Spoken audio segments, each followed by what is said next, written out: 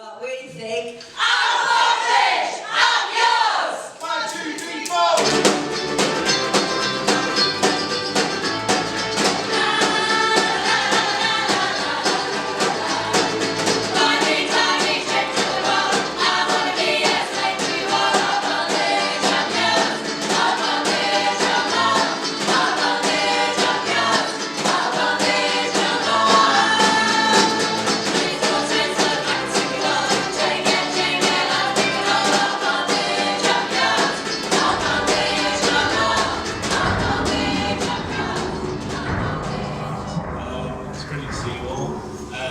I'd just like to begin by introducing Russ Vesely, who is the lead author on this project and foolishly brought me into it. Okay, so Russ is going to take you through some of the slides and some of the images that we've compiled for this book.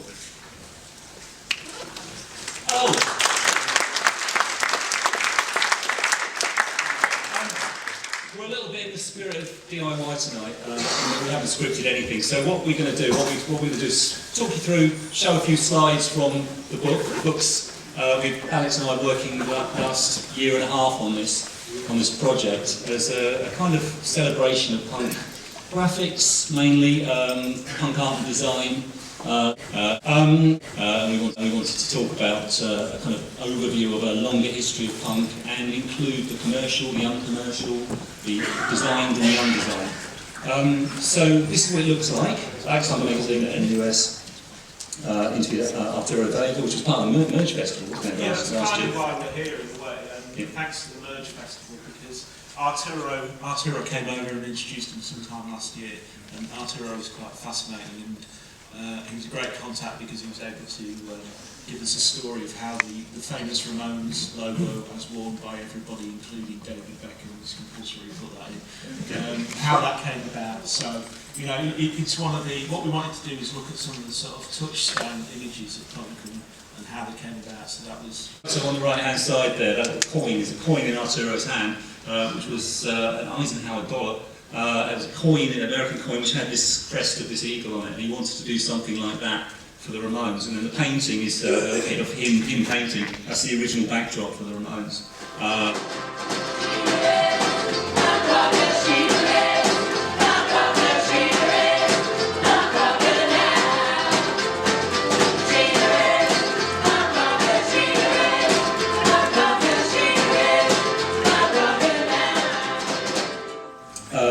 Bands that often, as I say, again, don't make the cut.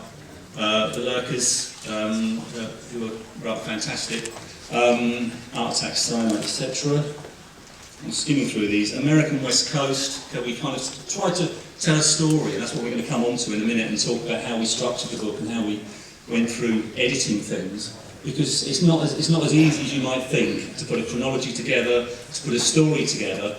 That makes sense. So we talked about this kind of transatlantic thing going on, talked about the UK scene and then influences in the US and what happened in the West Coast of America. We've got a chapter on New Wave and as punk became commercial, if you like, which isn't necessarily a negative thing, I don't think. So some examples there. New Wave versus Punk, a feature that Alex wrote. Which we try to unpack some of the arguments in our own terms as to what those two things mean, whether New Wave was the commercial selling out of punk, how New Wave relates to post-punk, is post-punk the cool cousin of New Wave? That's kind of what we were talking about. There's a lovely photograph there of the Kennedys, who performed at a music award ceremony in the USA with letter S's on their shirts and their ties rolled up and then rolled down their ties to make them dollar signs. As a big fuck off to the music business, which was quite nice. Yeah, I was going to say on this one, what was interesting was that the Knack, who you probably know, Marsharona, that was kind of marketed as a digestible equivalent of British punk to Americans. And it was all skinny ties and the whole advertising was Sergio Leone has entered company. Other things that we wanted to cover that aren't often covered in some of these histories of the visual language, if you like, of punk. coloured vinyl. At the same time, punk was trying to stay underground. So it's that kind of walking that fine line between, does it go mainstream, does it become commercial, do people buy this stuff, does it go underground, does it offer some resistance to that? And that's part of how the story develops as it goes next.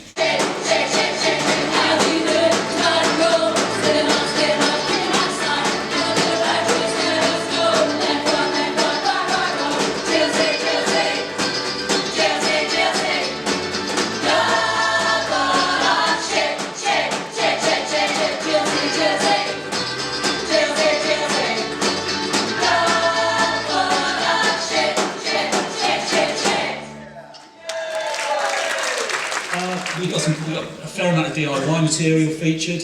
Unfortunately, I've not got a slide up here of Spizzy's stuff. You would have to see it in the book. Outrage! Outrage. Joseph, we need you to pronounce this. From here? No. So Joseph has a background as running a record label, releasing records, being involved in the underground punk scene, hardcore scene in Europe and Canada. So you can tell us a little bit about that. He came in and brought an extensive collection of very unusual international material to the table. Okay, what do you want me to pronounce? Some Italian stuff. I don't really speak Italian. Subhumans, not the UK ones. The much better subhumans. Ross might disagree. No. This is South America. That's Spanish and Portuguese. So that's No. There's no Spanish or Portuguese bands in this. No. I mean the languages. No. Oh, all right. But I mean, I believe they do speak Portuguese in Brazil. You're right. We got that bit right.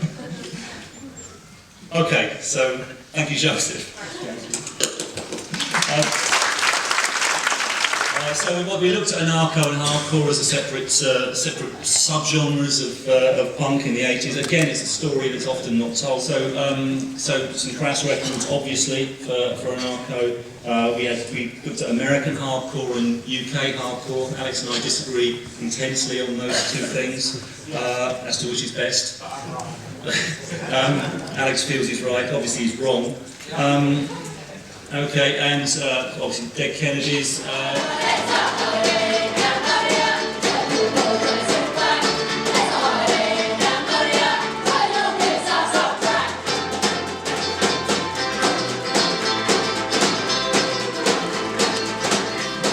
Sing a song, you know words. If you don't, then you're probably in the wrong bit. Ready? 1, 2, 3, 4.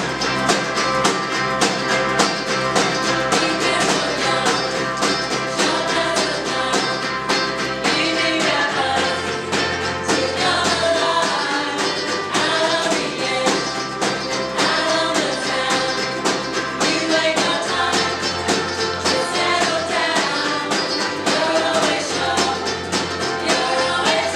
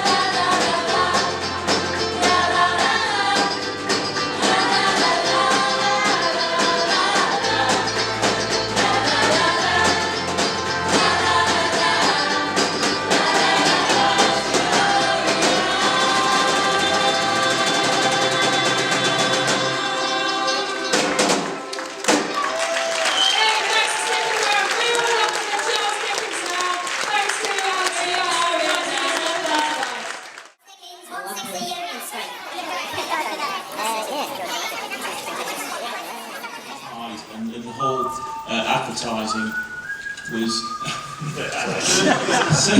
Sergio Leone has entered